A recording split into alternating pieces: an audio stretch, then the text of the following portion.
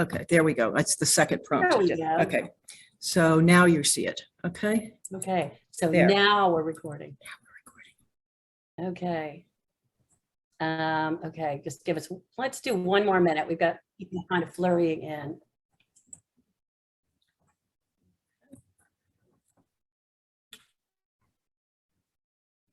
And is it just me, or does today feel like it should be Wednesday? I don't even know what day it is. Yes, our speaker today has just had a baby, so he gets to be, you get to be out of it more than any of us. Yeah, that's why I have this espresso with me. Good call. All right. Okay. Deb, we about smooth, I've let everyone in who is in the waiting room. Okay. So let's get started. And first of all, hello, happy Monday, and welcome back to week 2 of Ignite Business Bootcamp. It's a great, so far we've had a couple of fantastic speakers. Our speaker today is doing today and Wednesday. I'm guessing he didn't have that in the plan when he had the baby to turn around and be obligated in the evenings as well. So this program is a collaboration between the Town of Vienna Economic Development Division, Fairfax County Patrick Henry Library, the Vienna Business Association, and the Fairfax County Department of Economic Initiatives. So hopefully you're enjoying this as much as we are. I've learned a lot, and it's really funny. The information just keeps, the content just keeps growing, and it was the last 2 classes were outstanding. And I do know that at the end of, after the program is over, the videos will be made available for everybody who has attended to watch. So tonight and Wednesday, we have virtual sessions, as you know. And then Thursday, we are hosting a networking mixer / business pitch session. And that's going to be at the American Legion at 330 Center Street in Vienna. And we will have adult beverages and non-adult beverages and some snacks. And if you would like to pitch, then please, we'll get that link in the chat, because today is the deadline for pitching. We have a limited number of people who can do like their little elevator speech, and you will get feedback from some professional coaches. And it's not intimidating. It'll be a very intimate situation. So if you're interested in doing that, sign up. We also have an RSVP out for just to see who all is going to be coming. So we'll get both of those. And I believe Natalie has just posted the survey. Why I can't see nobody? I'm sorry? Why I can't see nobody? I don't know, Perry, maybe take you're on the phone.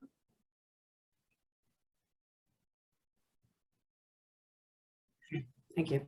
I don't know, Perry. So anyways, this is a really great opportunity. So please take advantage of it. And if you don't feel comfortable pitching, please plan on coming, because it's really nice to see people in person. And we'd all like to meet you guys, those of us who we don't know. And it's just a nice way to network. So bring your business cards if you have them. And if you're a new business and you don't have your business cards, you can borrow one, but we will have prizes. We'll have some door prizes. So we're looking forward to that. So let's see. First of all, I want to introduce you to my partners in crime who are putting on this lovely boot camp, and I want to shout out to these ladies, because it has been it's a lot of work to gather it all and finding qualified speakers, which they're definitely, I mean, that's not on me. That's Natalie and Megan and Deb have done the heavy lifting there. First of all, I want to introduce you to Natalie Montcal. Wave at us, Natalie. There you go. Natalie is the Economic Development Director for the Town of Vienna. And Natalie, the Economic Development Division provides support for every business and property owner in the Town of Vienna. Through this division, Natalie advocates for business forward policies and supports the creation of a vibrant commercial community through events, a variety of free business focused services and resources to help entrepreneurs and organizations start businesses and grow them in the Vienna community. And I would like to add that she was hired right before the pandemic and has been an outstanding asset for the Town of Vienna. And so applause to you for that. Deb Smith Cohen, who's our Zoom host today, is the Assistant Branch Manager for the Fairfax County Patrick Henry Library here in Vienna. There's Deb waving at us. Deb has worked for Fairfax County Public Library at various branches for the past 14 years, and before that worked in government and association information centers. She is excited to help entrepreneurs make use of a wide range of library business resources. And I would like to add that Deb has hosted some great classes on resources. So if you're looking for demographics or competition or what have you, there's great resources available at the library. So give Deb a call. Now we have Megan Kiefer, who is new to our business boot camp this year and is an awesome asset. And she is the manager of the Small and Local Business Division of Fairfax County Department of Economic Initiatives. With her BizX team, she provides free individual guidance for emerging and evolving businesses to ensure awareness of business specific requirements and of available resources on the local, state, and federal level. And so seriously, she is a fabulous asset to all Fairfax County businesses.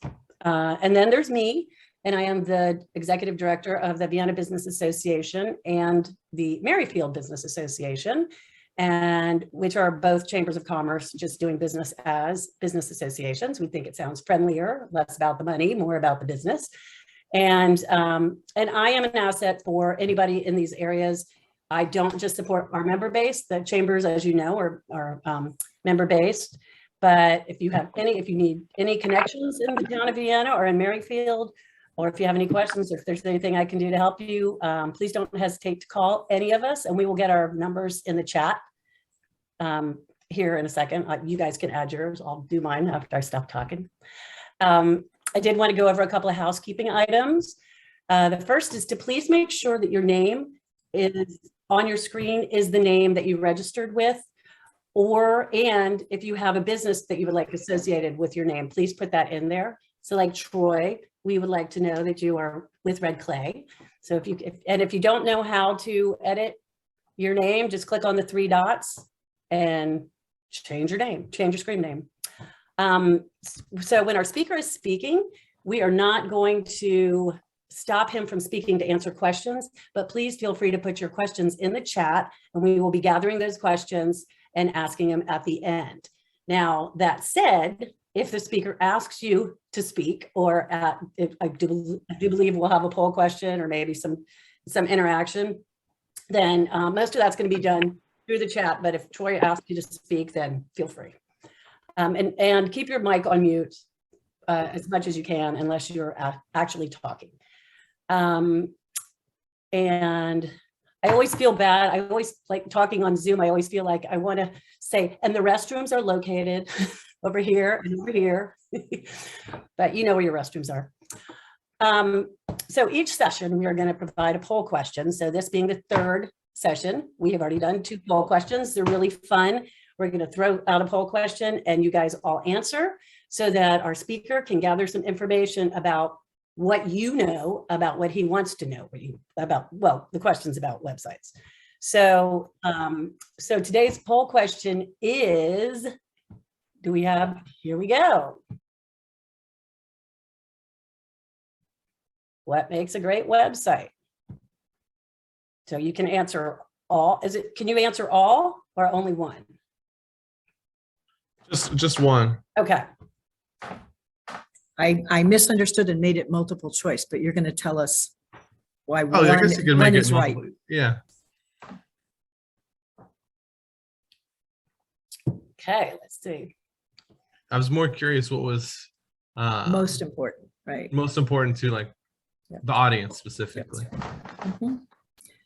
I'm seeing so a pattern. Yeah. Yeah, I mean, I could see that. Mhm. I mean, I think we've all been on websites where you have to wait a little bit too long as it loads and you're just done. Yep. So Okay, I'm what we going to got? take a screenshot of this. Are you ready for me to end this? Go for it. Okay. And share the results. There we go. Okay. So do I do anything with this information, or we're just going to kick that over? Well, to Troy I once think introduce him? I'm just going to say for the recording that it looks like 81% think the user experience is the most important, and then beautiful design 15%, great sales copy 15%, and engaging animations 4%. So you're not fans of animation apparently. So I'm going to stop sharing for now. Okay. Okay. All right. So thank you all for doing that. It's good to see where everybody's head is at when we're getting ready to launch into this topic. And so it is my pleasure to introduce you to today's featured speaker, excuse me. Troy Reimer is the founder of Red Clay Creative, a team of creative professionals that excels at creating beautiful websites. He is passionate about helping people and businesses achieving their dreams and success, and has worked, with hundreds of businesses to deliver value to their customer. He works to understand the user needs and brings a unique perspective to each project, ensuring that solutions are always customer focused. Before starting Red Clay Creative, Troy ran a marketing company in the Washington, D.C. area and has additional experience working in financial advising. He believes that hard work, communication, and integrity are integral to any relationship and strives to help businesses with those core values at his foundation. And so Troy is going to talk to us today, you guessed it, about creating websites that enhance your business. So without further ado, I turn it over to you, Troy. All right, thank you. Yeah, I'm surprised that everyone selected the user experience in the poll. I would say that is the right answer. Originally, I was going to put all of the above because all of these things go into creating a great website, but it's really the user experience is the foundation of that. And we'll talk about it in the presentation today. So let me share my screen. So tonight we'll cover how to make a website, the platforms that you use to create websites, and the visuals that go into it. All right, so picking the platform, the user experience is right there after that, and then the design following that. And these are in a specific order because different platforms allow you to do different things. So what platforms are out there? This is by no means an exhaustive list, but I wanted to highlight a few of the top platforms that come up in conversations with clients: WordPress, Shopify, Wix, Webflow, Squarespace, Weebly. Like I said, there's a ton more out there and there's more being created every day. But I would say these are some of the top ones out there. We use WordPress. So my company, we use WordPress because there are 1.2 billion active websites out there and 455 million are WordPress websites. So nearly half of all websites on the internet are built with WordPress. So there's a huge community around it, and you can get advice, a bunch of integrations, all of that. So how do you select the platform? These are 5 questions that come up when I'm trying to select the platform. So what are the goals for your website? What integrations do you want it to do? So like, for instance, if you have MailChimp or Constant Contact, do you want that to integrate with your website? What is the goal for the user and the visitor when they come there? Do you want to get something up quickly? So there are some platforms that are very template based. You can select a template and you can have a website up in a couple hours to a couple of days. And then others, it's going to be a lot more work, but you're going to get the exact vision that you're looking for. And then, are you building an e-commerce website? So a lot of platforms offer e-commerce functionality, but not all of them offer functionality to the extent that everyone wants. So let's say you want to add subscriptions to a product that you put on your website. Not every platform can do that. How long do you want to use the website? So is it going to be 6 months, a year, or is it going to be 10 years? So the longevity of your website really dictates the platform that you use. And then, are you hiring someone or are you doing it yourself? And this really comes down to a check of how much you want to learn yourself or how much you already know. And then that can help inform which platforms to use. So I split it into two sections. So quick and easy, Squarespace, Wix, Weebly, GoDaddy, and flexible and robust, WordPress, Shopify, Webflow, Duda. And on the right side, flexible and robust, each of these platforms offer a different competitive edge. And then on the left side, I would say a lot of these are very similar. Some may be a little bit further ahead than the others, but they're all very template based.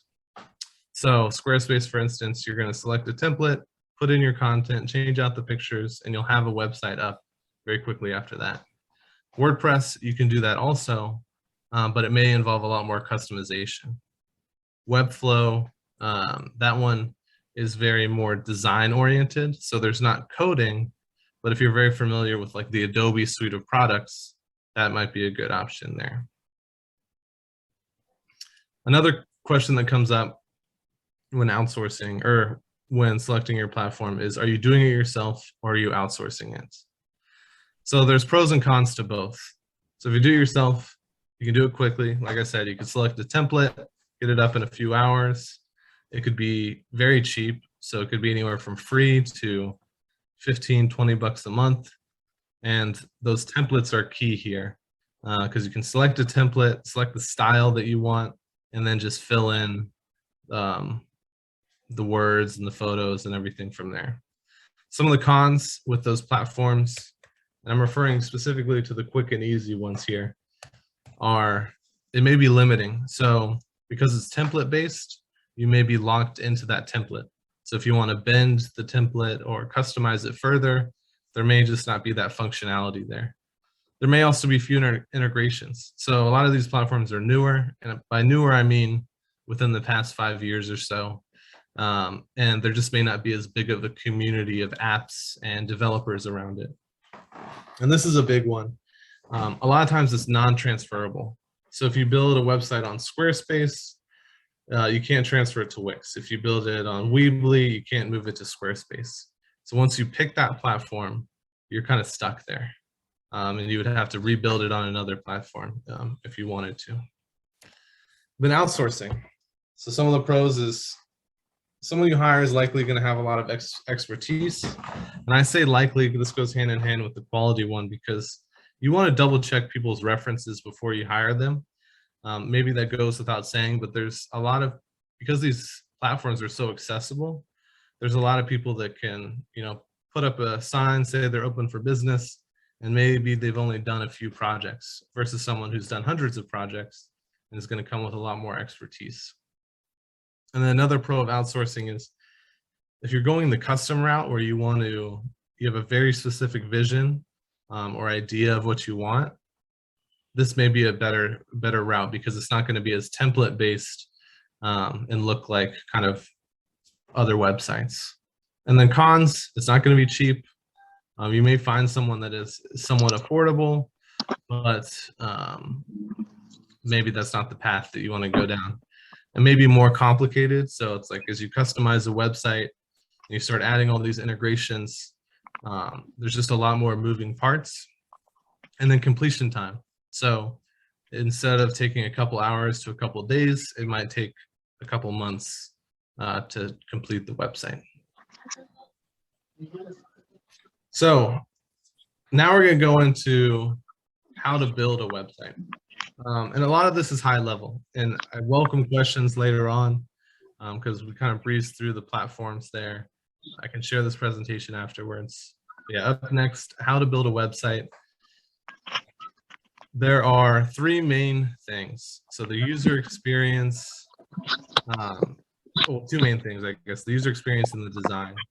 So we'll go into those. So 42% of people will leave a website because of poor functionality. 50% of consumers believe that website design is crucial to a business's overall brand. You want to start with the user experience because your website should work for you. It should have a goal, a purpose, other than just, hey, here I am. Here's a beautiful business card that I made online that tells my bio and a few of my services. You want it to be a 24/7 salesperson for your business. And so that's why the user experience is key. So a lot of moving parts here, but you want to see who's the audience for the website, how will they use it. There may be multiple user types for your website. So example, you might have a customer, lead, investor, a donor, different types of people coming to your website with different goals. And then before you can create a design, you have to make sure the website is functional and makes sense to the people that will use it. So we like to create characters for these different user types and then figure out how will those characters use the website, what experience level are they coming to the website with, and the design, the color, the spacing, all of these pieces come together to guide users towards your goal. And then define the user types, the goals for each user, and then use these guidelines in creating the design of your website. So to give you an example of a website goal, it might be to fill out a form. And so someone comes to your website and it's not just going to be the form there. So what are the steps that they take to get to that form? What do they need to do before they have enough trust in your business before they fill out that form? So these are the kind of questions that we're asking in the user experience phase of building a website. Here are top reasons a visitor leaves a website. So this was brought up earlier, slow loading times. 88.5% of people will leave a website because it's loading slow. And the threshold we use there in the industry is 2 seconds. So below 2 seconds, you're good to go.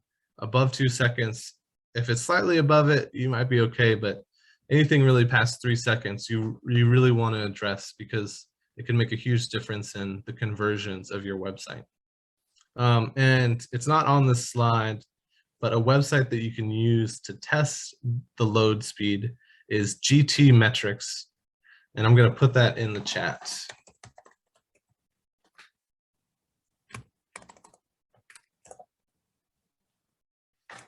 And mobile responsive is key. So if you've looked anything about websites, this was a huge buzzword maybe 10 years ago, but it's still just as important now. 50% of traffic is going to come from the phone, but on top of that, every about 65% or so of time on your website is on mobile. So only 50% of users, but more people on mobile are spending more time on your website. And then bad navigation is going to cause people to leave your website as well. And this goes back to creating those characters and those user flows. And so character X, what are they going to do when they get to the website? What information do they need? And then how do we get them to their goal, which should align with our goal as well. So you've worked on the user experience, you've got the user flow in place. Maybe you've created some drawings to kind of sketch out what that'll look like. Now it's time to go on to the design. It takes about 50 milliseconds for visitors to form an opinion on your website. So you have a very little amount of time to make an impression. And then 75% of people base the credibility of a business on how its website looks. We really say that your website is like your digital storefront. And so people are going to look you up like after a networking event, after they see one of your ads, they're all going to be funneled towards your website, and you want to make the best impression you can there.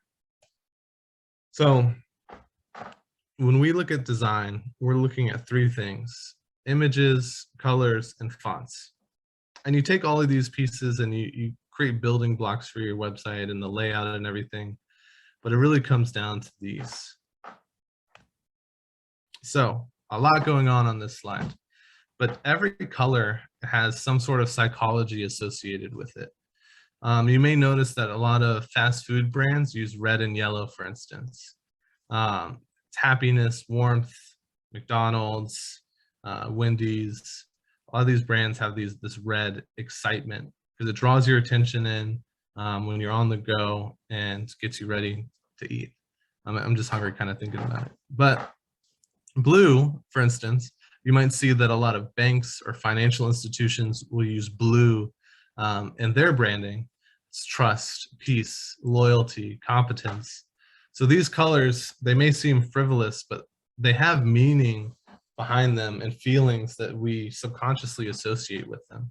So you want to think about these when you're creating your website. or your brand, and the impression that you want to make with people. Next is fonts. So again, same thing with colors. Fonts can leave an impression with you. I thought this "I want you to panic" is kind of funny because that font, it says that without you really having to read that. And then over here with New York, you see all the different variations, and all of those have different feelings that someone might associate with them. So 2 helpful websites here that you can go to: fonts.google.com. That will help you. They're free fonts that you can use on your website, and it'll help you kind of browse different options. And then fontpair.co, that one will show you just different font pairings. So you don't have to put as much thought into which fonts you're going to use. You can kind of just browse around, see what you like, and do it that way. Something else that comes up with fonts, there's different typefaces. So there's serif versus sans serif are the main ones. So sans serif, serif is on the left, and then sans serif is on the right. And the key difference there is these circles in red. So it's going to have those little flourishes for the serif.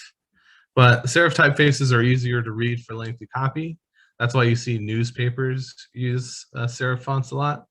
And then sans serif, it's a little bit more modern, but it may be good for younger children or just learning to read. That doesn't mean it's exclusively good for that. That's just an example. And selecting the right images. I think that all 3 of these things really go into the design and the feeling about what your website creates. And the images, you really want to select the right images. You don't want silly stock photos, because people will just flag that right away, and then you'll start to lose trust in that website. So a few helpful websites here: unsplash.com and pexels.com. Both of those are free images.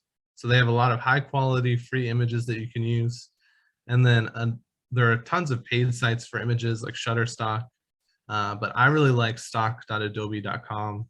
They have high quality photos and a lot of variety. So those are a few that I recommend. Something else to point out here is that you always want to get bigger images, because you can make images smaller, but you can't make them bigger. So that's a good point to make.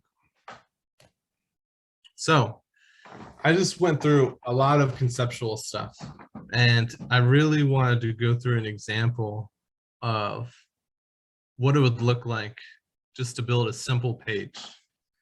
So I may have to adjust my screen share settings, but let's see. Click here. Can everyone see this loading? This just should be a blank page. Yes, that's what we're seeing. All right, perfect. So I saw that one of the attendees, or someone that signed up, has a Peruvian chicken restaurant. And so I want to base this landing page around that, just because I love food, and Peruvian chicken's awesome. So that's what we're going to focus this website around, and thinking about the photos, the colors, the fonts, what actually goes into constructing the page. And then I'll talk through some of the goals. And I may not follow the exact process that we just went through, where we're really honing in on the user experience, because that can take a lot of time. I'll talk through that as I go. But yeah, let's get started. So first, finding photos. So Unsplash, so it's a great website that we use. I brought it up for some of the helpful tools. If I search Peruvian chicken, there's chickens that come up, but that's not really what you want to show if you're selling food. So although these images look great, it's really not matching what we want in this case. Maybe this one might be a good one. But if you go to stock.adobe.com,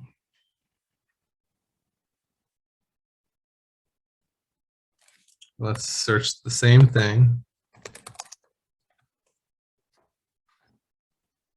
this looks a little bit more accurate.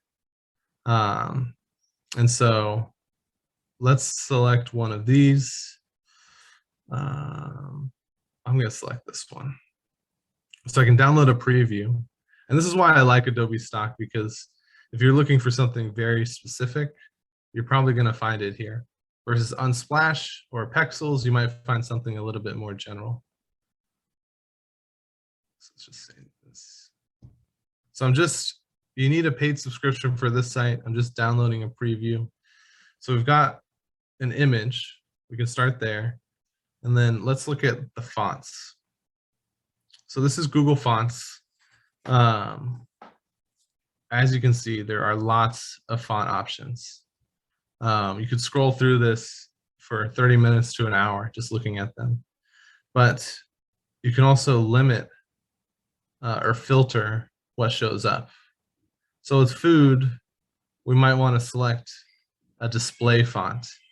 It's a little bit more exciting, a little bit more fun. It's like lobster might be a good one for this. It's just a little bit more creative. So I'm just kind of going through it quickly, seeing what options are there. Let's see.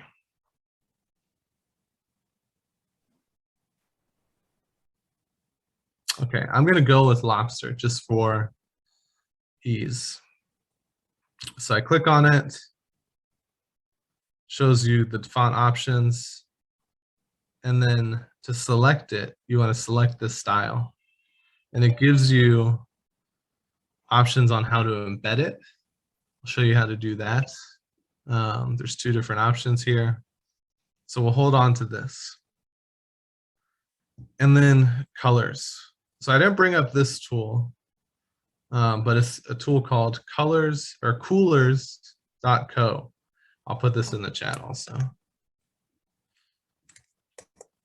It's a cool tool where you can filter through different colors. I'm just hitting my space bar right here, so it'll just show you different pairings.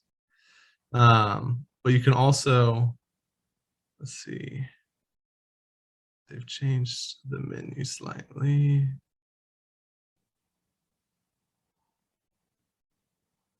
You can also explore here. So for food, we brought up red and yellow. So I'm going to search some red options here. Okay, this has a lot of options.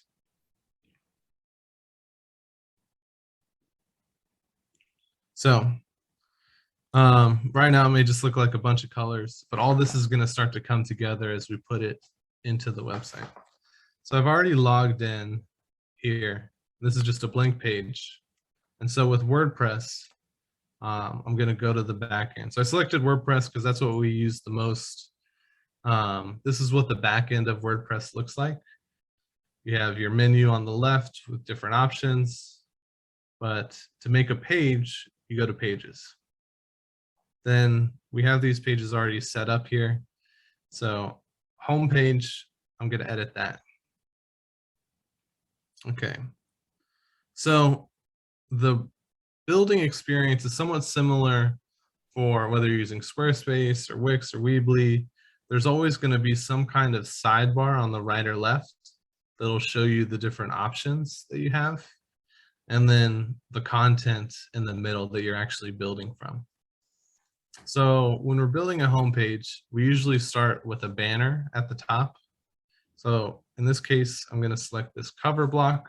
This is built into WordPress. So if you just download WordPress and start using it, you have all these options available to you. So I'm going to upload that image that we selected earlier. So here we've put in this image, and in WordPress, you can select the sizing of it. So I want this to take up the full width of the page. And then let's say down here, so these are the block settings. A lot of, again, Squarespace, Wix, all these sites, they kind of use building blocks as the basis for their website. So different pieces that go into it. So although it may not look exactly like this, the experience is going to be similar. So I'm going to say I want this to be a certain height.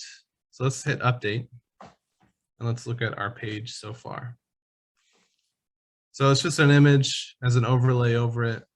Let's add some text. So we can write a title. So best.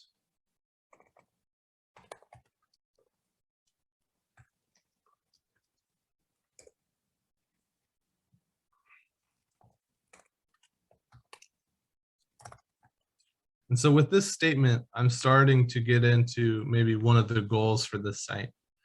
I might want people to order online now, and maybe we could make this into a button even. So I'm selecting this. I can change the block type. Now it's a button. Okay, so let's update that, see what it looks like.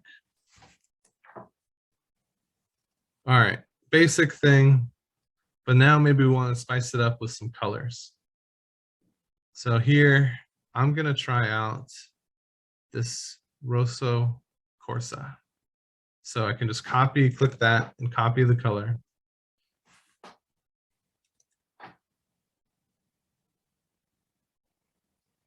And here I'm selecting that button. And over on the right, I'm changing the background color of it.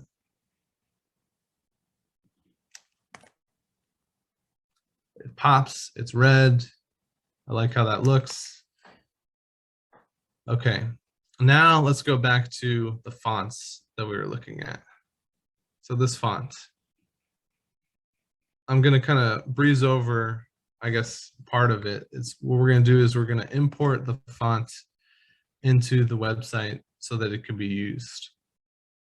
So by copying that link, I can put it into the CSS. This is what you do to customize the look of the website. And then I'm gonna say, I'm gonna apply this to these heading tags.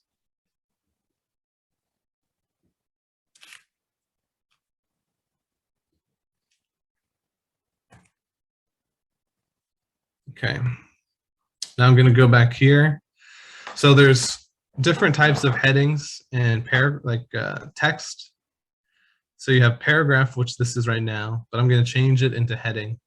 And what that does is it gives a priority to different content.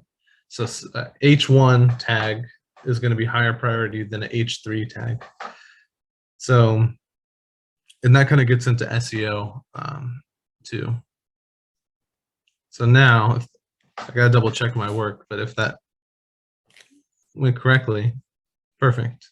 So now we have that font in there and it looks a little bit more fun. And over here on the right, I can change the font size. I just want to be a lot bigger. All right. So if we look here, we notice that there's no menu at the top. And so let's add that in.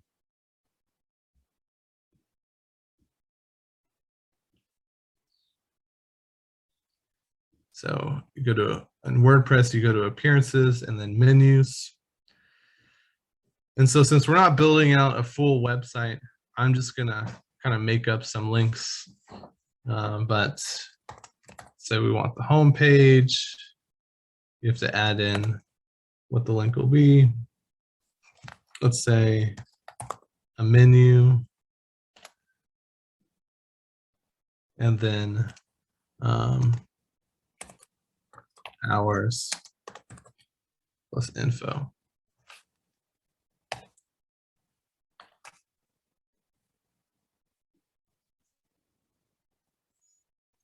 So this is, the menu is important because that's how people are going to navigate your website. So here it is at the top, home, menu, hours, info.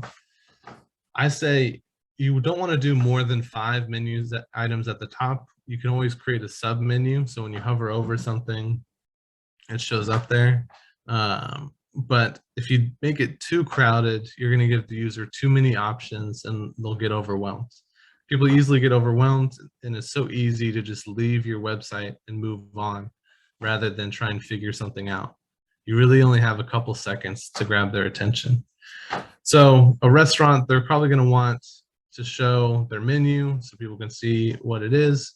and the hours and info. And that's kind of going back to the user experience.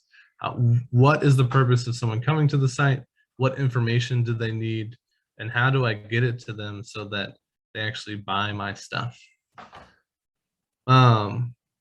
Next up, so if we're expanding this page, something that you want your big call to action at the top.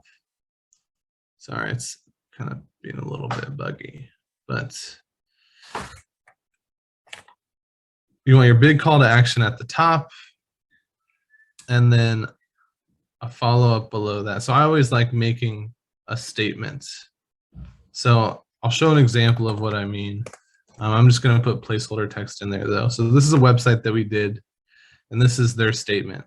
We believe every business is special. By providing professional spaces for over 33 years, we understand the importance of flexibility, high customer standards, and experience.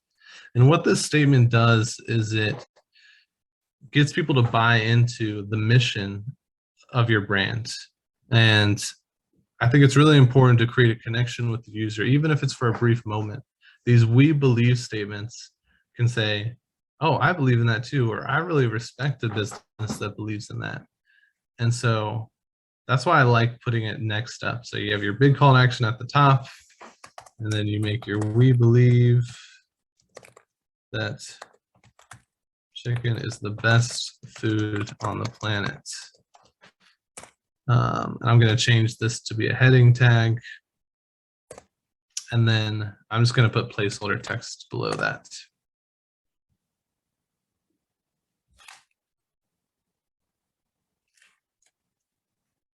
And I'm going to center this text.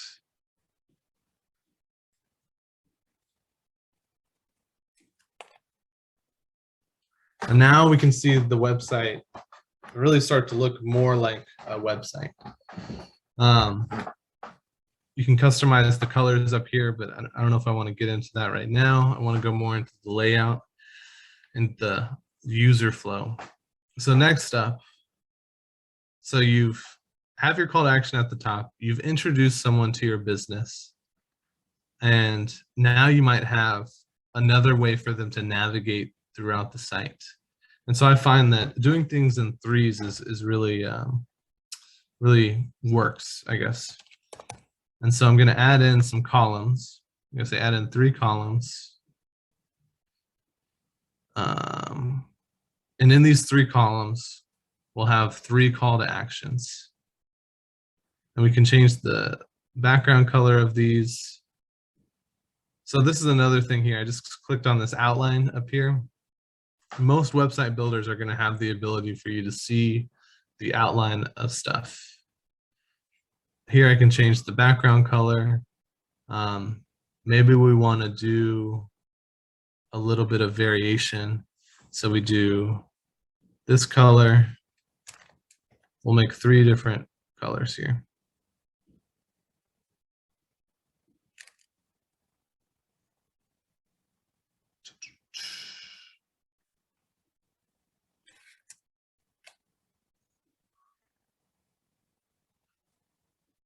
And you can see I'm selecting in this outline over here, changing the background colors.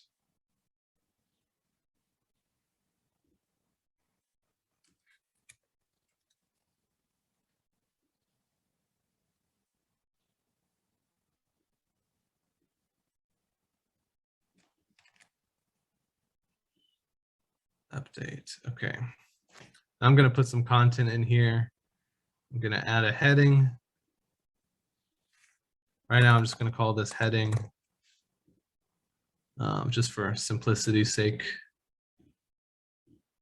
I'm going to duplicate it and drag it over to the other columns.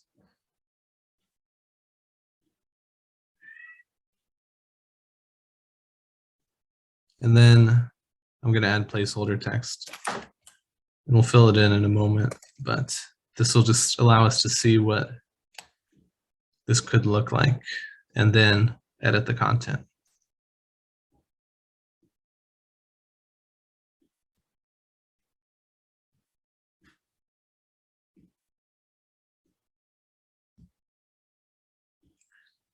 All right.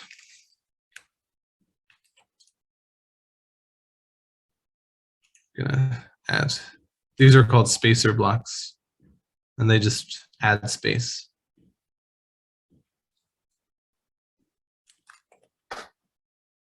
Okay. So again, going back, it's like big call to action at the top, introduce someone to the business with a brief short statement, and then 3 ways to navigate the website from there. This is a good formula to follow really for any website. And so in the case of the Peruvian chicken restaurant, we may want to make this a menu, this, the hours and info, and then the last one about the business. And I say the last one about the business because it may be important, but it may not be the number one thing. And so it's like, what are the number one things? And you can even do that with the colors here. It's like red on the left is going to be a little bit more important. Orange is going to be a little lighter and not draw the user's eye as much. So that's what it's like creating a basic website, looking at the user experience, what they're going to do, how colors will draw their eye, and selecting fonts that align with your brand, but also speak to the customer and what type of business you're doing. And I wanted to wrap up with one question or one quote about design. Design is not just what it looks like and feels like, design is how it works. And as it seems the audience here believes, the user experience is key to that.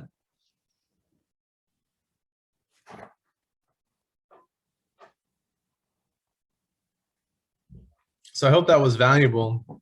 I know there's a lot of concepts, and building a website can be very technical, but I really wanted to break it down into what's important and why we make some of these choices when building a website. Okay. Hang on, I'm trying to get myself back on. You did a great job. Thank you. Yeah, you make it look too easy, Troy. Exactly. I have had some experience.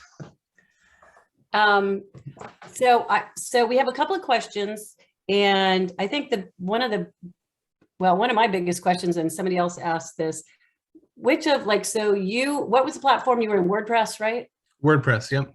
Okay, so for those of us who do websites kind of on the fly, like I'm guilty of it, and so I have one for Oktoberfest, which is in Wix, which is fine for me, though I do believe it probably does not have the best SEO. It probably does not have, I mean, I can make it fit because I have all my own photographs, and so I can, go in there, but you're limited on fonts and color schemes. Yep. Are there any of the easy websites that allow you to incorporate fonts, color schemes, and well, all of them have photograph capabilities, but are there any easier ones that have that, or do you have to be in a WordPress type thing? Yeah, I would say it's like of the easy, quick and easy, kind of run through that: Squarespace, Wix, Weebly, GoDaddy. There's always going to be that implementation. By making it easy, they have to cut back on certain things, because it's like if you unleash all the options, then it becomes complicated. Right. So Squarespace might have adapted it. They just updated about a year ago their platform to add a little bit more flexibility to it. But I do find kind of that same problem that you run into, where it's like you only have so many fonts, you can only do so many colors or variations. You're kind of locked into that. And do you have any tips for situation? Because I would imagine probably 90% of us on this call have my level, if my level of doing a website, that where you, I mean, I don't know WordPress. I had to work in WordPress for a minute and I just didn't know it enough. But what are the tips for getting the best out of your easy website? I mean, obviously, ideally, going to somebody like you, hiring a professional is going to get you your best bang for your buck. So, I mean, that is money that is a return on your investment for sure. Yeah. But your tips about what all to put up there. Like I have some websites that have way too many menu items, way too many fonts. You don't want that many, you don't want it to look like a ransom note. Yeah. Yeah, so like for fonts, I would say our rule of thumb is 2 to 3 fonts, and you can add variation with the size of the fonts. So it's like, and that adds like kind of priority level in the design. Menu items, I say 5 to 6 max. And one of the reasons is if you have 10 menu items, it can go quickly to that hamburger menu, that little small menu that you use on phones. And then you're asking the user to take an extra step. You have to click that to get to what they want versus click the thing that they immediately want. And then I think outside of that, thinking about the call to actions that you want people to do. So if you have an event website or event page, you want people to buy tickets, but then they have to know about what the event is first. So it's like what I kind of think about is like maybe having a fixed button at the top that says get tickets. So at any point as they're scrolling down the page, once they've built enough trust or got enough information, they can buy the tickets right away rather than having to get to the bottom to see all the ticket information. Does that answer your question, or does that? Yeah, yes, it does, because it is, I would say that probably most of us, unless we've hired people, are into, well, actually, not only just making our own on the easy platforms like GoDaddy and Wix, but also like for a business like mine or Natalie's or Deb's or Megan's, we are provided a platform. So like I use Chambermaster. Yep. And I can sort of design it, and I can add photographs and events and whatnot, but there's not a lot of changing stuff around. And as you were talking, I was thinking to myself that I'm missing a lot of, like I have too many menu choices, so I need to kind of rethink how to quickly like drill those down so people can find them, because one of the biggest problems I have found, and I get very aggravated on other websites, is when I have to look too hard to find the menu item that I'm looking for. Yeah. I mean, it's right up there with you're taking too long to load. I no longer think you're a legit site. Yeah, exactly. Yep. So here, let's go to the chat. But yes, you did answer my question, but it is possible to have a decent website on one of the easier ones. I agree. Yeah. Right. But which one would have, like GoDaddy, I think probably has the best SEO out of the easy ones, or no?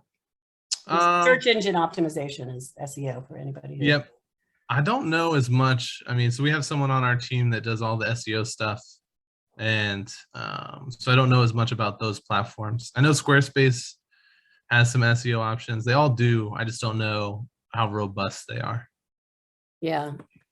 Okay, I'm going to go to some of these questions. Wait, okay, these are two. Okay, can you talk a little bit about what web platforms are better for inventory management and e-commerce, and subscription versus in-person sales or reservations and appointments?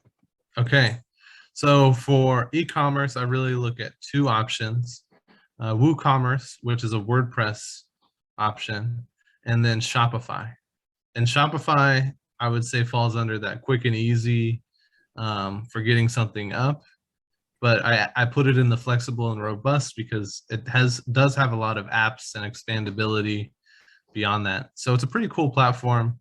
But you can do subscription products on there. You can do subscription products on WooCommerce. I would just say we like WooCommerce because we can do whatever we want for a client, but it's a lot more complicated. Shopify is really good at inventory management. One downside is that you're locked into their payment processing.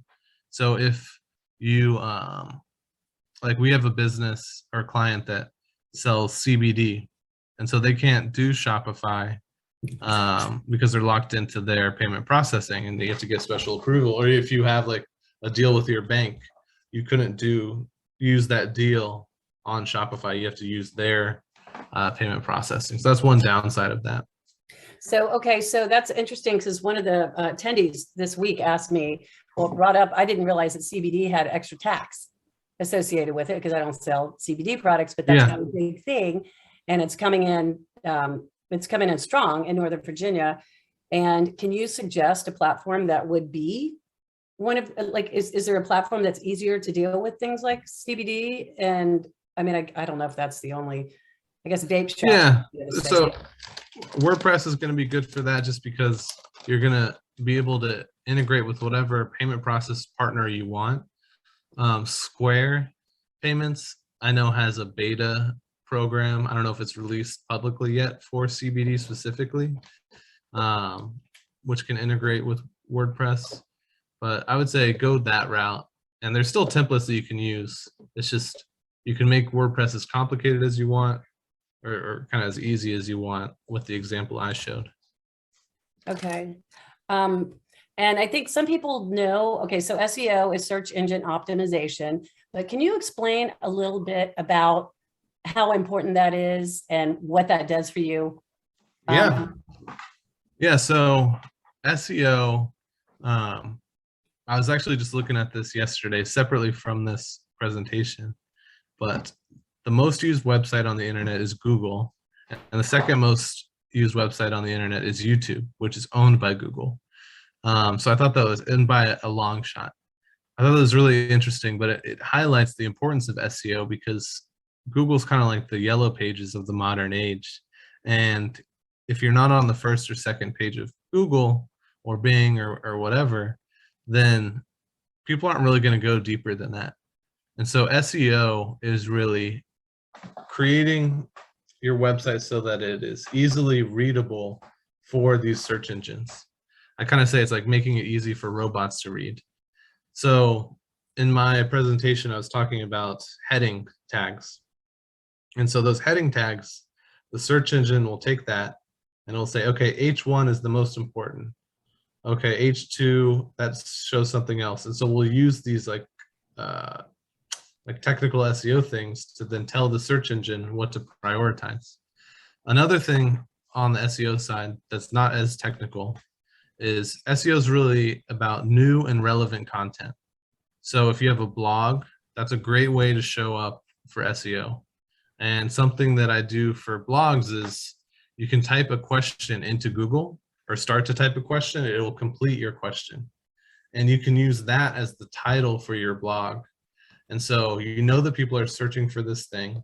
You can see what comes up for that. And if there's not a ton of competition, then you can write a blog around that and you're more likely to show up for that search or that phrase when you're doing it. That's a great tip. Thanks. So in the, and do all of the, even the easier websites like, or like the Wix, the GoDaddies, do they have SEO? I mean, are they very savvy with SEO or just you kind of need to know what you're looking for to find it? It's more of a landing page? Yeah, so they do have like SEO. So like the technical side that I was just mentioning with the headings and the hierarchy of information, they're going to take care of that automatically within their templates. So you don't have to worry about some of that technical stuff, but you just can't get into like the minutia of it as much. So again, with that, it goes back to creating relevant content. So that's the key really to SEO. Okay. And what about with, it's, I don't know if this is true or not, but I've always heard that video gets more hits than anything. So like, because Google and YouTube are associated. Mm-hmm. So if you've got video content, like for instance, Chambermaster only has YouTube, the ability to upload a YouTube video. Okay. And for whatever reason, but YouTube, from what I understand, is one of the best. I mean, it's a good search. Oh yeah. Right. Okay. Yeah. It's, so it's like along the lines of search engine optimization. As a business, you want to kind of increase your presence on the web. And so if you have multiple touch points, that'll increase the validity with Google, so that you're more likely to show up. So if you have a video on YouTube, and then in the description of the video, you talk about your business and a little bit about the video, and then you embed the video on your website, you have those two touch points. And then on top of that, let's say you want to be on Facebook. And so then you embed that YouTube video on Facebook, you add a comment, maybe slightly different. Now you have 3 touch points for SEO. And so you're increasing the views for that YouTube video, you're expanding your reach across the internet, and that's just helping you show up more likely at least. Right, great. Okay, thank you for that. So here's the next question. I'm in the very beginning stages of building my site and will be in WordPress. What are your thoughts on themes and how easy are they to re-customize with colors and fonts? Yeah, so on WordPress, I said this earlier, it's kind of like you can make it easy or as complicated as you want. So they have these themes that you can download and use. And sometimes that's exactly what you want. But similar to the quick and easy, themes may not be as customizable, and you may get kind of locked in there. So something that I like doing is using themes that are associated with specific page builders. So some of the top page builders with WordPress are Divi. I'll put this in the chat real quick. So Divi, Elementor, Beaver Builder. Again, not an exhaustive list. Can you explain what you mean by that? Is it, so when you talk about page builders, is that an element within WordPress or is that something to go out and grab and bring into? Yeah, so this is why we like WordPress so much, is because you can expand its functionality so much. So in my example, I was using the default page builder that comes with WordPress. It's nice because it has some simple blocks, but you can't customize it as much without coding. And so people will use these add-ons called page builders. They can import it into WordPress. They have these building blocks, and then it's a lot easier to customize. So in regards to themes, I usually will select a theme that is associated with a specific page builder. So one that's really popular is Elementor, and they have a whole template library that you can select from.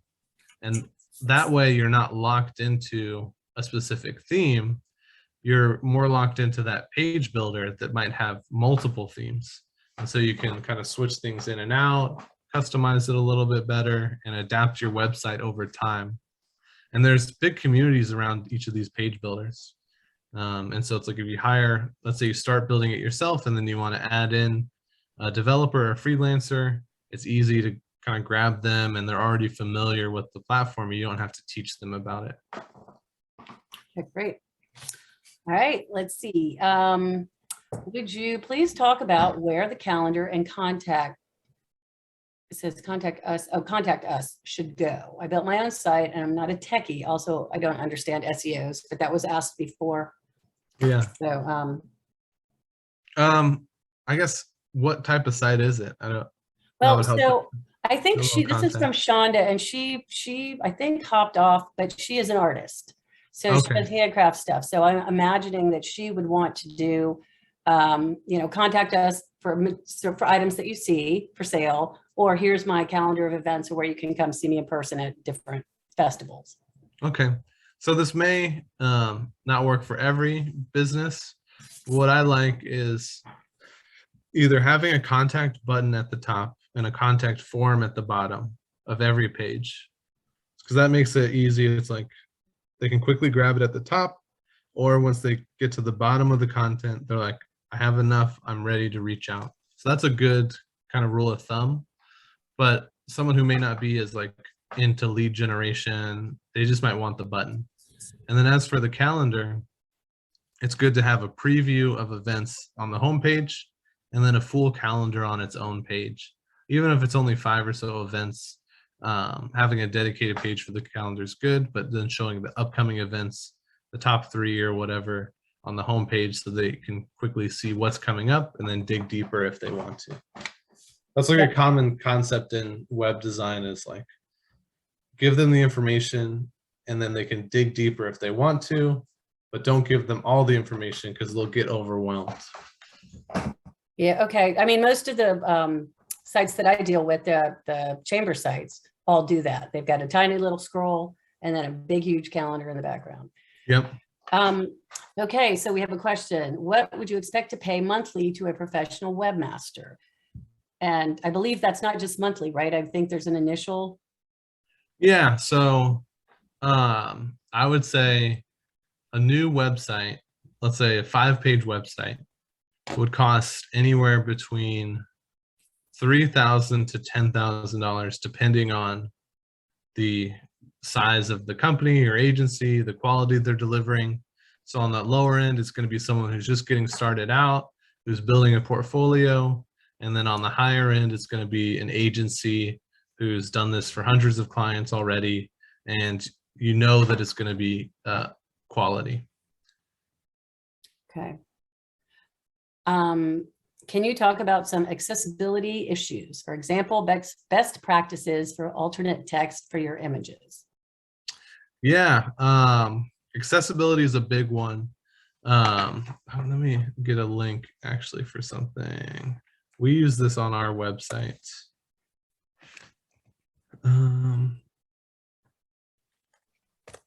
So this is a shortcut that we use for us and some of our clients for accessibility. It's an add-on that you can add to your website that adds a little guy at the bottom right or bottom left that'll help people with accessibility issues. And so something that people often overlook is like 10% of the internet has some kind of accessibility issue. So if you're not making your website accessible, you're losing out on customers. As for how you make your website accessible, there's different colors, great, like, and font sizes, and it's pretty technical.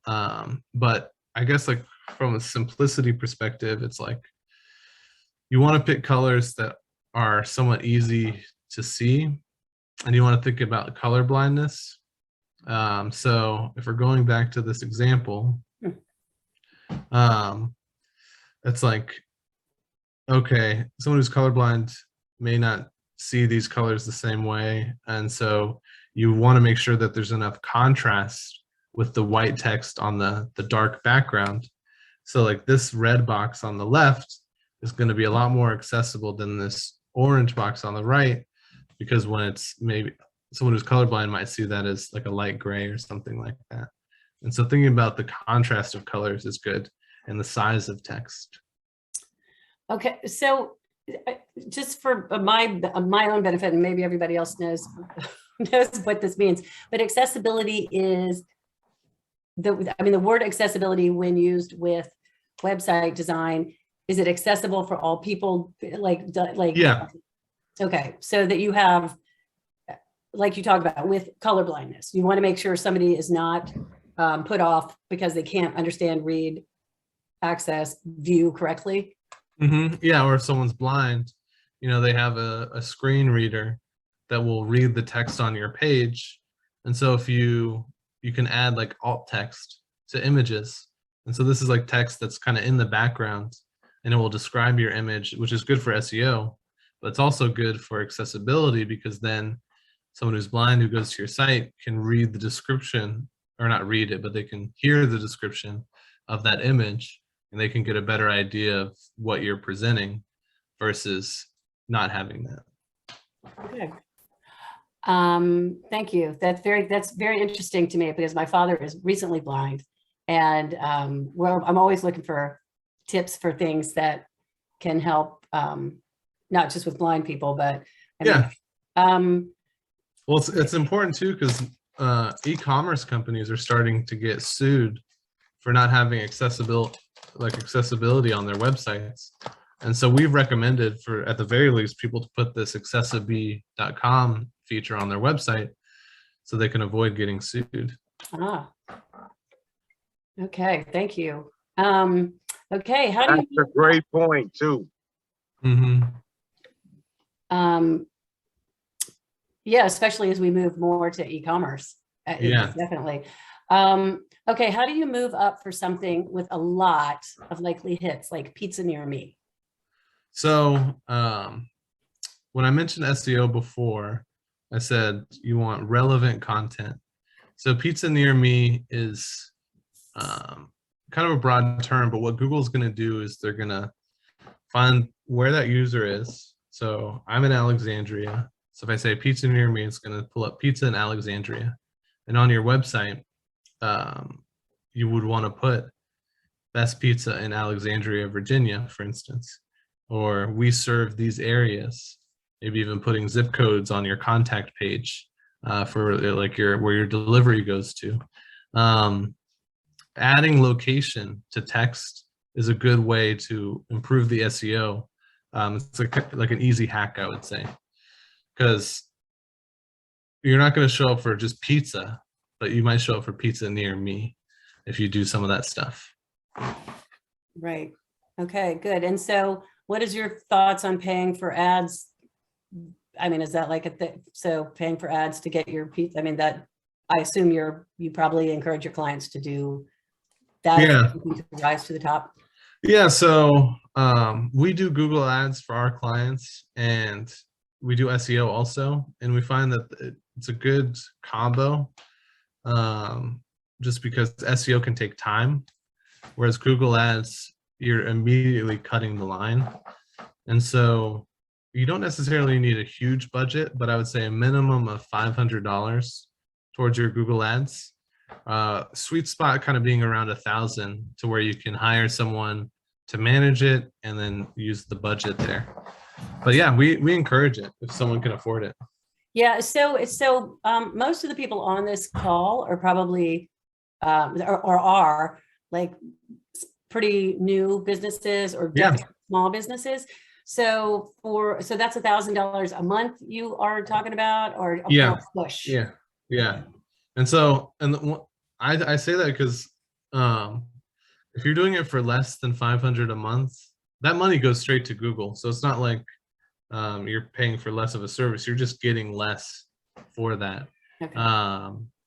So I would not recommend it under 500 because it's just going to take a lot longer to get the results that you want. If you have the time, sure, but I would say for less than 500, you might expect to get results in 3 to 6 months. For over 500, you would expect to get results in 1 to 3 months. Okay. Okay, which host would you recommend for a website that has e-commerce and uploading large graphic files capabilities? So I don't recommend GoDaddy for hosting, or Bluehost. They're definitely not my favorite. Kinsta is a good one for WordPress. We host websites too. I like to think we do a pretty good job. But when you're looking for a hosting company in regards to uploading big stuff, what you want to look for is that you have a dedicated server. So one of the reasons why I don't like GoDaddy is because you're sharing a server on like the base plans. You're sharing a server with other people. And so what that means is there might be multiple websites on the same server, and the actions that someone else does on that server might affect your website. So let's say someone is like spamming a bunch of people and your website's on the same server, you might get flagged just because it has a similar IP address or the same IP address for that host. And so whenever you're hosting a website, look for a dedicated server at a bare minimum, and that'll give you more space to upload big photos, and then it'll avoid you getting flagged for someone else doing stuff on your server. Okay, good information. Okay, my site is easily found on some browsers and not on others. When will the browser technology be ubiquitous?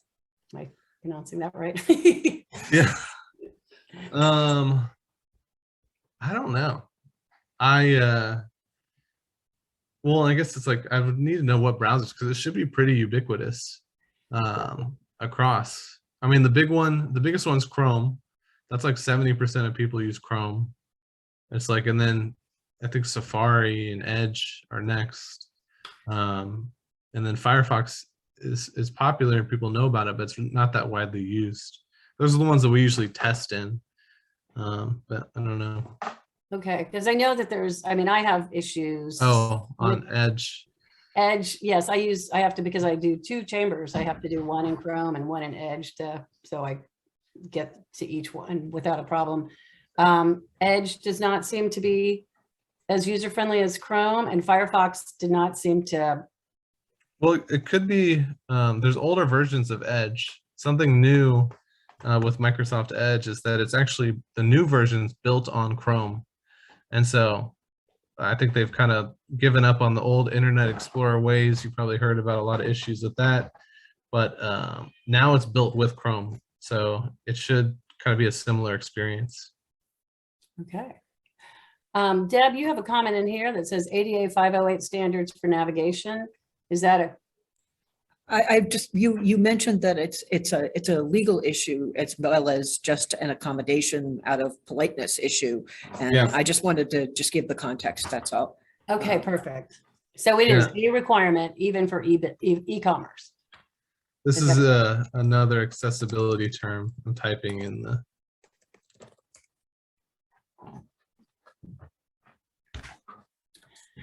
And let's see.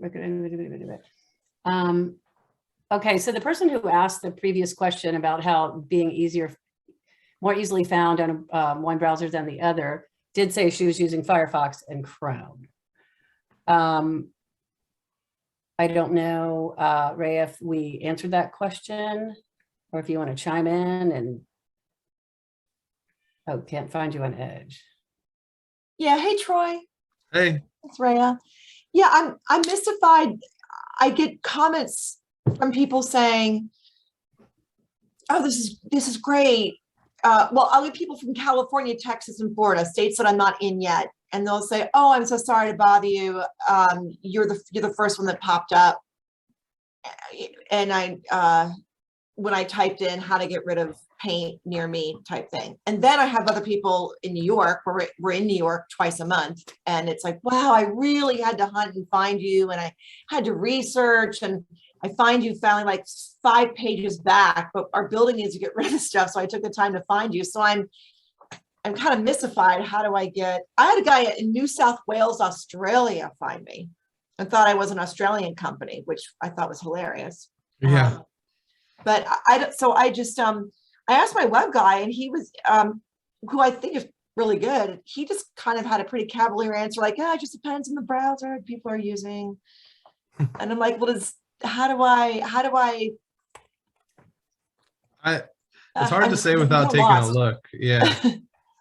Yeah, because that's a little bit more technical. So I'd have to see, like, look at the site, kind of test it in different browsers and see what's going on to really diagnose it. But it's hard to, that one, there isn't like a surefire, it's definitely this, you know. Is that a common thing that we experience as businesses with the website that's trying to be found? Like, by trying to be found, you mean in like search engines?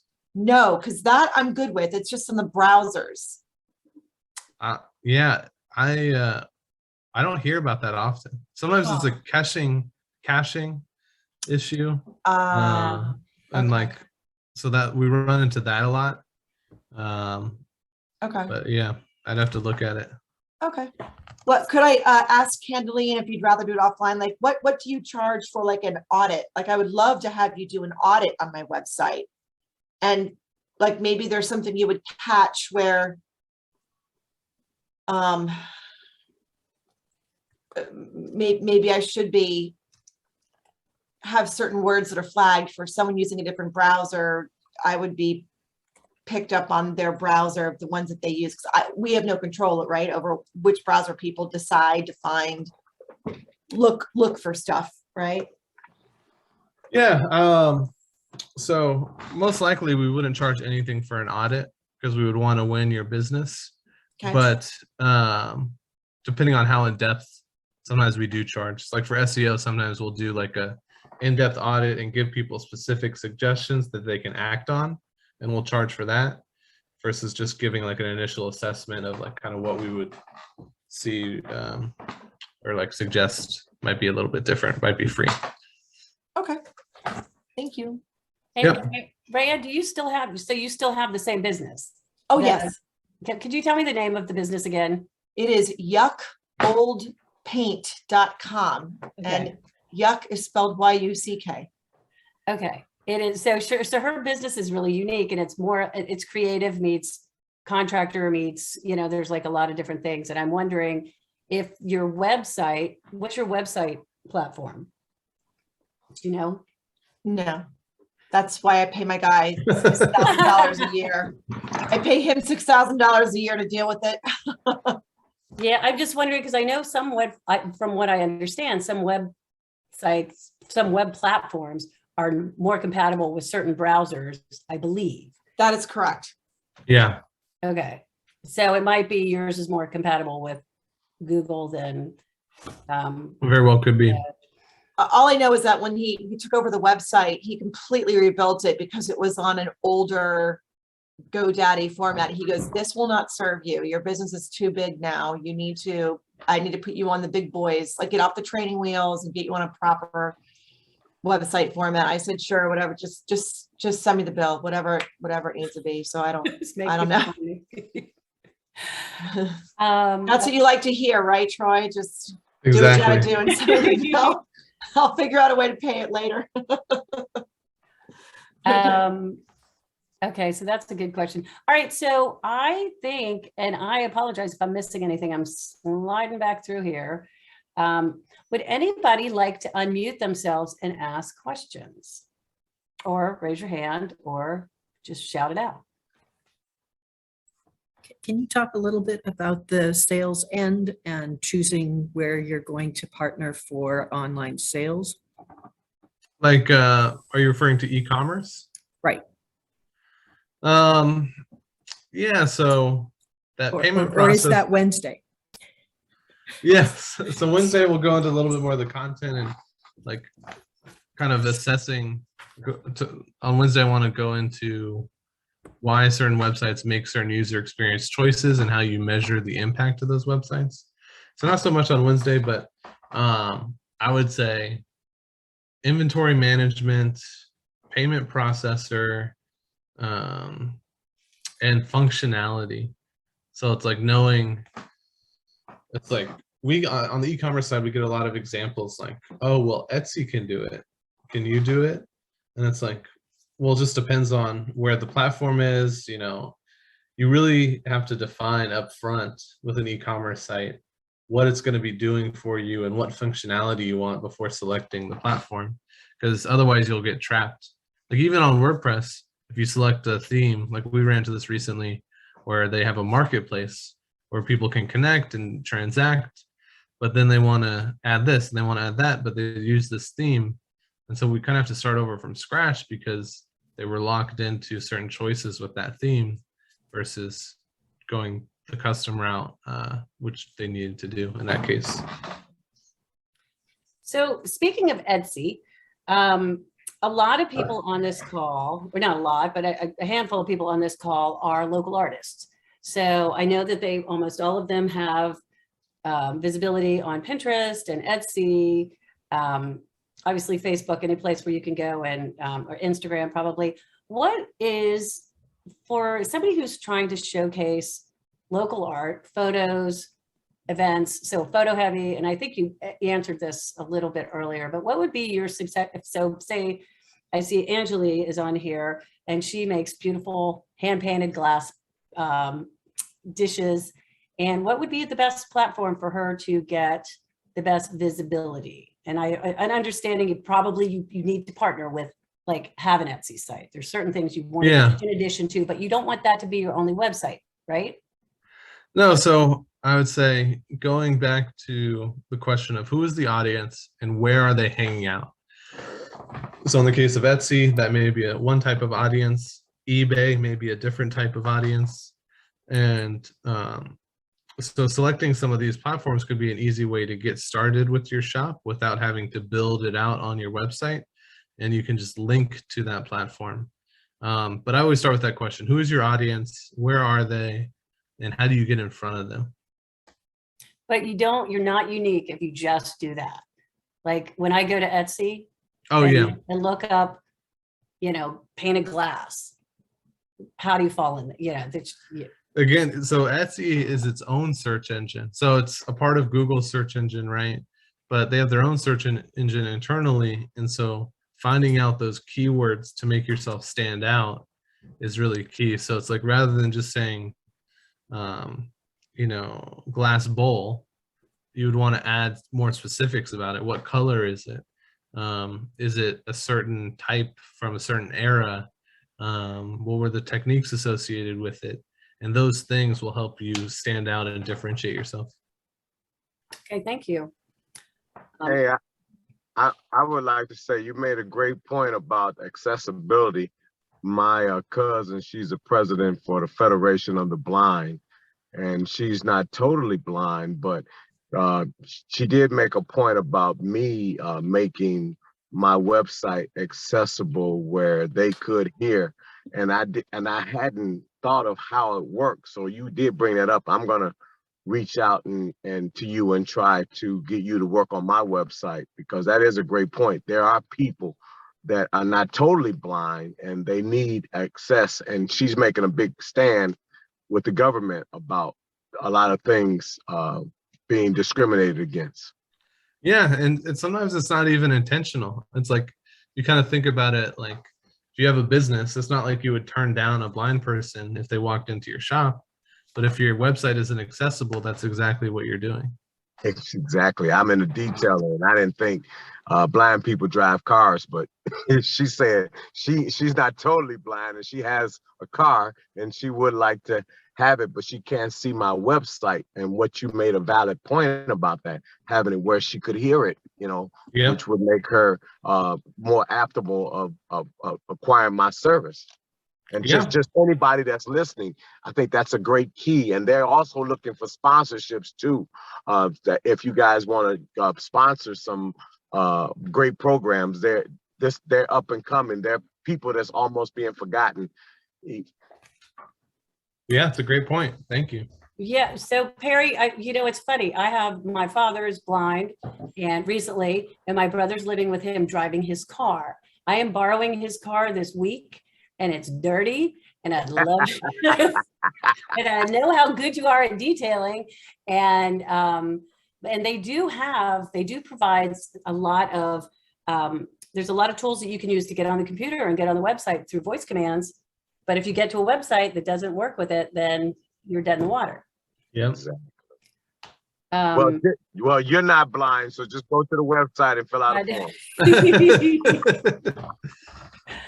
form.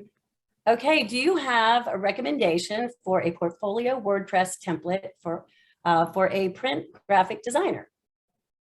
I don't have a specific recommendation for that type of site, but what I would recommend is kind of going back to one of those page builders, Elementor, very popular, and seeing if they have a template for it. Because let's say if you select that template and you decide it's not for you, you can easily adapt it or adjust it later on. And so you're not as locked into the theme or template. Okay. I mean, I do think it's important to go, like when you're doing stuff like that in a particular industry that you want to go to. I've seen different graphic designers and print shops have very non-successful type of they're like just a regular GoDaddy kind of thing does not showcase your work and what you do. Yeah. Okay.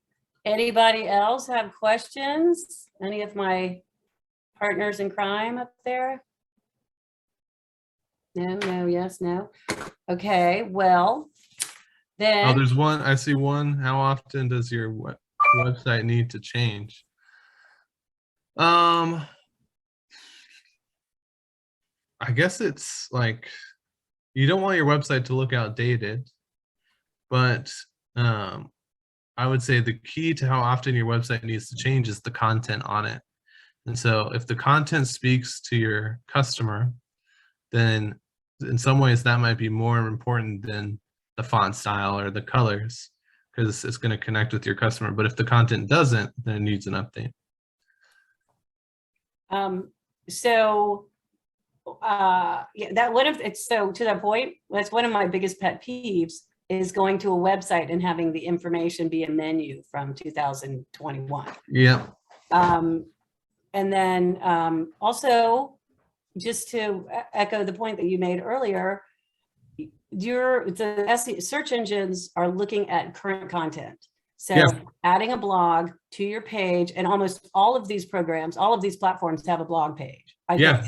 They should. And so even if you just do a quick little, I know next month is National Refill Day. So it's an environmentally friendly thing. So anything that's like a current topic, that Yeah. would help you be found, just do a little type up of it. I mean, Yeah. I have a blog on the VBA site and I don't update. I think the last thing says testing. So I'm adding that to my list because I want to be found. And I think that's, Yeah, a good rule of thumb with blogs is once a month. So I find people kind of overdo it. They try and do one every week. But if you get one blog a month, even one a quarter, you're beating the competition. so you could do a nice little kind of recap about what you've done in the spring, Yeah, right? And then put some buzzwords in there that will be found and show up. exactly. Okay. And then let's see. What's an optimal blog length for SEO? I would have to check with Mike, who's our SEO guy, but I think the general rule of thumb is over 500 words, but longer form content is going to be more likely to show up. So even at 1,000 words, or like we kind of cap it at 1,200, I think, but around there, like 800 to 1,200 is a good length. But even just getting a blog up is important. So don't like think that you have to, if you don't reach 800, it's not going to work. Getting a couple paragraphs up is still valuable as long as it's relevant to your audience. And can you explain why that is the 1,200? What it's, I would think, I mean, is that because you just have more words in there and more combinations of words and it's just better? Yeah, exactly. Okay. It's just like you might be able to delve deeper into a topic. So like I see this a lot with construction companies that we work with. It's like renovating a basement. Okay, well, what goes into renovating a basement? And then that's like one headline. And then how do you select a contractor for it? And then all these different sub headlines are different hooks for the user and the search engine to find that content. Okay, great. All right, anybody? Okay, I'm counting down. There was a question about integration that I think was skipped in the chat. Oh, okay, good, thank you. Do you know what the question is, or do I go back? You're muted, Deb. Hey, Deb. Oh, Yeah. Could social media and integration help with current and recent content instead of a blog? I'm not 100% sure on that from an SEO perspective. I mean, going back to the touch points, having updated social media is always going to help your SEO, but whether or not it'll help your site specifically, I'm not as clear on. I would say a blog is going to be more valuable there. So I do a ton of posting on social media. And one thing that I would suggest, I mean, it's just always at the end of your thing, for more information, contact viennabusiness.org. Just always, every time you do anything, throw your website up there. Yeah, because you never know how someone's going to find that specific post. Right. And everything you do, like I always feel like your website is your kind of, you are here, sort of like, and so everything you do should always drive, the most work you do should be on your website, and everything else should get people there. It's like little cookie crumbs across the internet that you want people to find. Now I want cookies. Yeah, me too. Okay, Deb, anything else I've missed? Because I'm going to wrap it up with some final comments, I think. Well, Shona just added something. Yes. Okay. Are there less expensive options to accessible.com? Looks like about $4.90 a year. Maybe I missed something. Accessibility isn't cheap, I would say.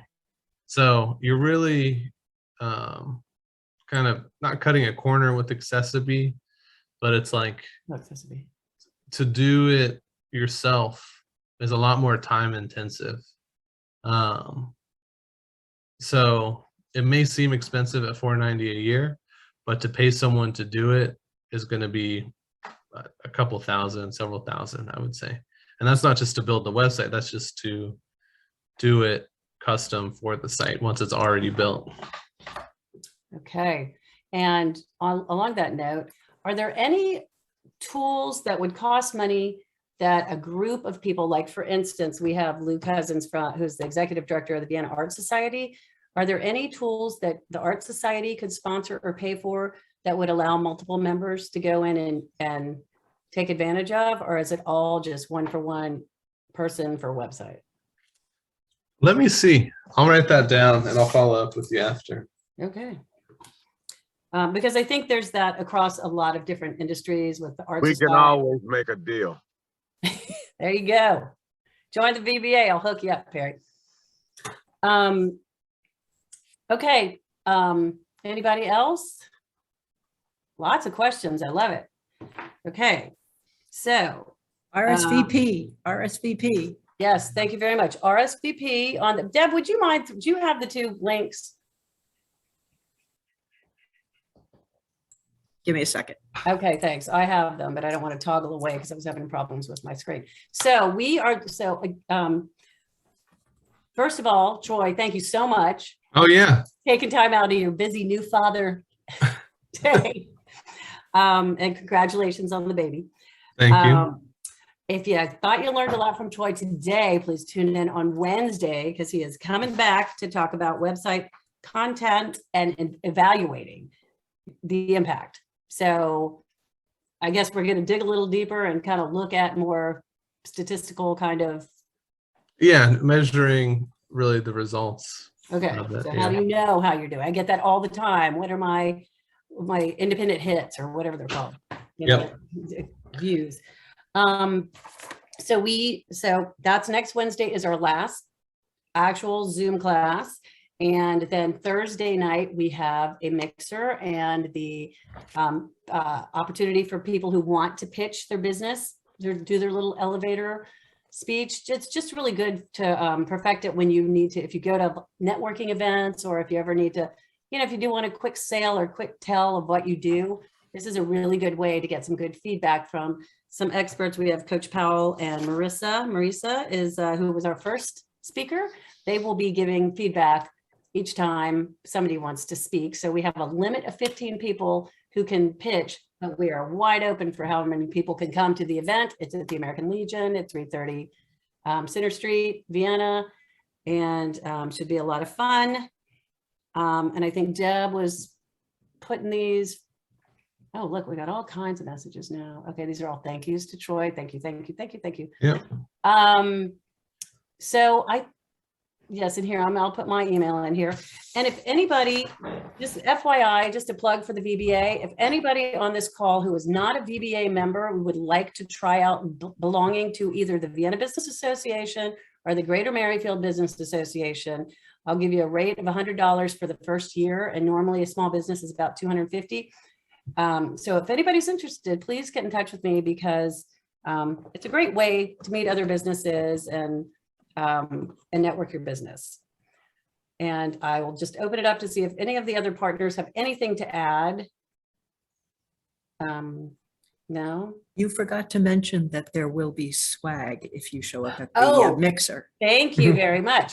We will have swag if you show up. We've got some, just some different stuff. We have some prizes. We have, please bring your business cards. And bring your business cards to promote to other people. There's a lot of people out there who, every time I do anything like this, the connections are so amazing of who, I meet you and you're doing this. And it's just a really, stuff like this is just an awesome opportunity to meet new people, and every new person you meet actually is a potential connection for you to grow your business and you to help them grow theirs. So I hope everybody comes. Jean, did we put this in the, Deb, did we get this in the thing? It's farther up. Thank you very much. Appreciate that. Yes. Okay. So I put pitch and then I put party, and there are links to both of them depending on which part is most important to you. Okay. All right. And you guys, if you want all of these questions and any information that Troy has put in their chat, you can print the chat by clicking on opening the chat and clicking on the little 3 dots. Is that right? Save the chat. Yeah. And then click save the chat so you can get all of the websites that Troy has put in there. And if you don't save the chat and you have that in your mind, feel free to bring it up on Wednesday. Right. And we will be sending your presentation out after you've shared it with Natalie, I believe. Is that right, Troy? Yep. I'll export it as a PDF and can share it that way. Yep. All All right. right. Well, Troy, thank you very much. It was lovely. I feel Yes. so good already. Look forward to seeing you all on Wednesday. Thank you. Thanks very Good much. Okay. Good night. Good night. Good night, everybody. Bye-bye. Thank you.